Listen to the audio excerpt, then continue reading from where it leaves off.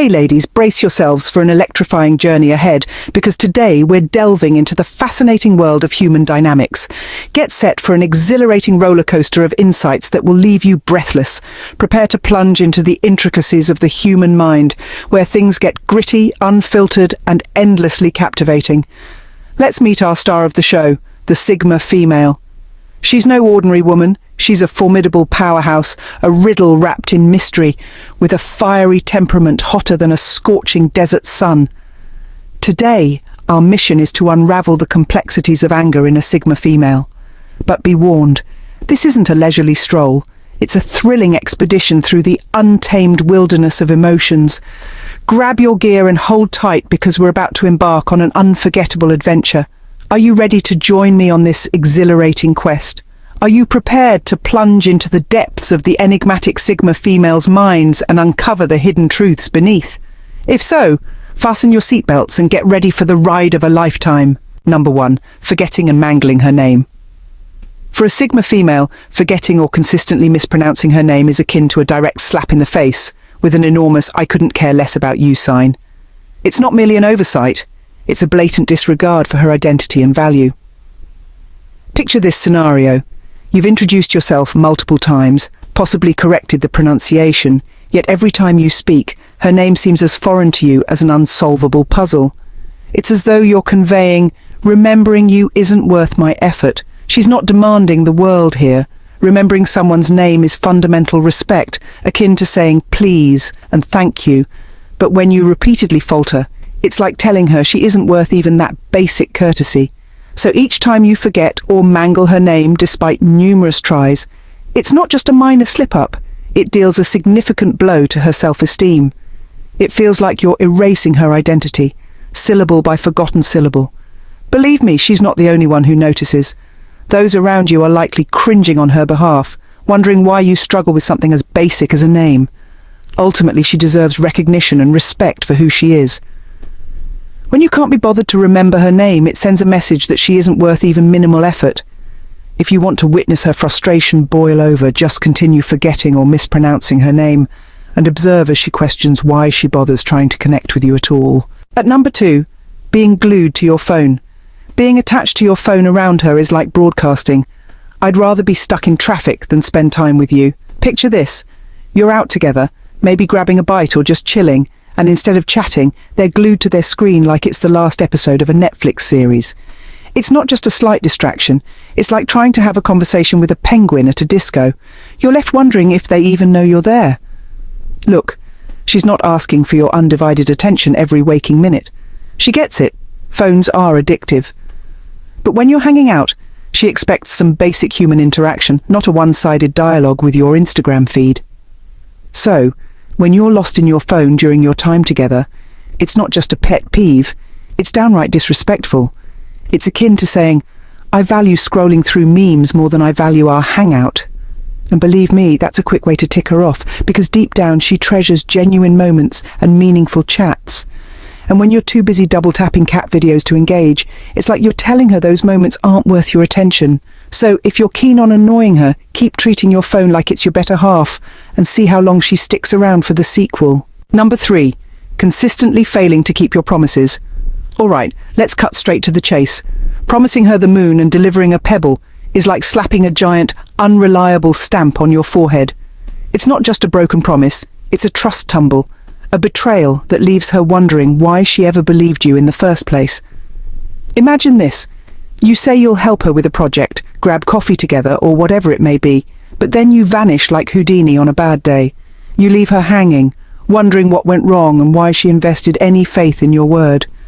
It's like building her hopes up just to knock them down like a bowling pin in a hurricane. And it's not just about that one promise, it's the whole pattern.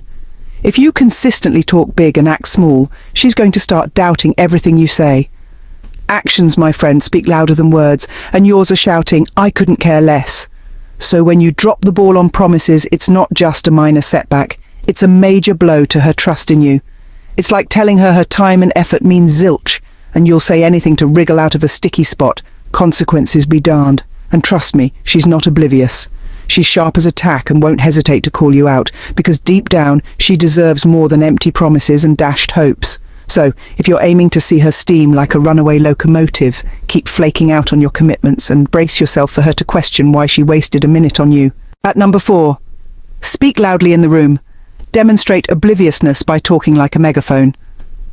Talking at a volume fit for a rock concert during a cozy gathering is like detonating a fireworks display at a yoga retreat. It's not just a tad socially awkward, it's a full-blown assault on the tranquil ambience everyone's trying to enjoy. Imagine this. You're at a laid-back dinner with close friends, savouring good food and engaging in relaxed banter. Suddenly, someone unleashes their opinions with the force of a bullhorn, drowning out laughter and interrupting the flow. It's like throwing a surprise party in a library, complete with confetti and loud music. Sure, she understands people get enthusiastic, conversations get lively, but there's a time and place for exuberance, and a small gathering isn't the stage for your impromptu TED Talk. So when you blast decibels like you're competing with a jackhammer, it's not just a minor slip-up, it's a seismic disruption. It bulldozes over the subtleties of connection and intimacy she treasures, leaving everyone blinking in disbelief. And trust her radar for social cues. She's sharp enough to call out a misplaced cannonball in a kiddie pool. Because beneath her charm lies a deep appreciation for genuine chats and meaningful bonds, and she won't let your booming voice bulldoze that away. If you're keen on seeing her shoot daggers with her eyes, keep bellowing like you're announcing the end of the world, and watch as she questions why she didn't just host a mime convention instead. Hello damsels, enjoying this content? Make sure to subscribe to the SigmaFemale Dynasty channel for a daily dose of superb content just like this. By subscribing, you'll stay updated with our latest videos that delve into fascinating topics and provide valuable insights. Join our community of enthusiasts and never miss out on the engaging discussions, tips and entertainment we have in store for you. Moving on. Now at number 5, consistently cutting her off, interrupting her as if her words are mere background chatter. Constantly interrupting her is like trying to dance ballet in a minefield. Every move risks blowing up the delicate rhythm she's trying to maintain. It's not just a minor annoyance, it's a blatant disregard for her voice and a mockery of the conversation. Imagine this.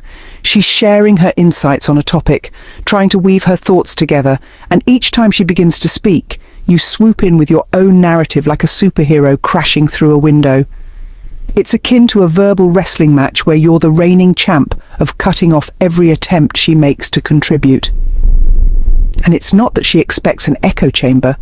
She thrives on lively exchanges and robust debates. But there's a canyon-sized gap between active participation and bulldozing over someone's words like a runaway train. So when you persistently interrupt her like it's an Olympic event, it's not just a minor inconvenience, it's a colossal disrespect. It sends a message loud and clear. Your thoughts are irrelevant and your voice doesn't matter. Believe me, it doesn't escape notice. Everyone around is eyeing you like you've just painted graffiti on the Mona Lisa, wondering why you can't grasp the art of conversation, because deep down she values discourse that's as respectful as it is engaging. And when you keep torpedoing her attempts to speak, it's like you're juggling dynamite in a china shop, wrecking the delicate balance she treasures. If you're eager to see her frustration boil over, keep interrupting her like it's a contact sport, and brace yourself for her to ponder why she bothers talking to you at all. Number 6, assuming she's a slave to fashion trends.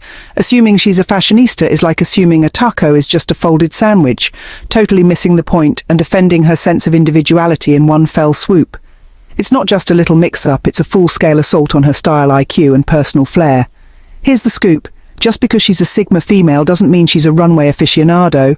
Sure, she appreciates a killer ensemble or a well-draped scarf, but that doesn't mean she's chasing every trend like a kid after an ice cream truck. Imagine this. You spot her in something that doesn't fit the mold of your typical Sigma female attire. Maybe it's a funky belt or a pair of retro sneakers, and you jump to the conclusion she's just following the herd. It's like saying, "Hey, I don't really see you, I just see a walking fashion blog." And it's not that she's anti-fashion or anything. She enjoys experimenting with looks and expressing herself through clothes. But assuming her choices are dictated solely by the latest TikTok trends is like assuming every dog is secretly a wolf. So when you assume she's a slave to Vogue's whims, it's not just a minor mix-up, it's a colossal misreading. It's like you're overlooking her unique style and personality, reducing her to a mannequin for whatever's hot on Pinterest. And believe me, she's not alone in rolling her eyes at that. Her crew knows her style is as distinct as her coffee order, and they won't hesitate to call out your blinkered assumptions, because deep down, she treasures authenticity and self-expression above all. When you try to pigeonhole her into a category labelled fashionista, it's like denying her the freedom to be her true stylish self. If you're itching to see her hackles rise, keep assuming she's all about runway trends, and prepare to eat your words as she struts through life in her own unique, fabulous stride. Number 7, sauntering ahead of her at a snail's pace. Amble in front of her like you're taking a leisurely stroll on a lazy Sunday afternoon. Dragging along at a snail's pace in front of her is like trying to solve a Rubik's Cube with your eyes closed, exasperating, and a surefire way to grind her gears for absolutely no good reason. It's not merely a minor inconvenience, it's a blatant disregard for her need to move forward efficiently. Picture this: you're ambling together, maybe heading for a meal or catching a flick, and you're moseying along like time has hit a snooze button. Meanwhile, she's practically tapping her foot with frustration, itching to quicken the pace and get things rolling. Now, she's not asking you to race like a Formula One driver. She understands people have different speeds, and that's cool.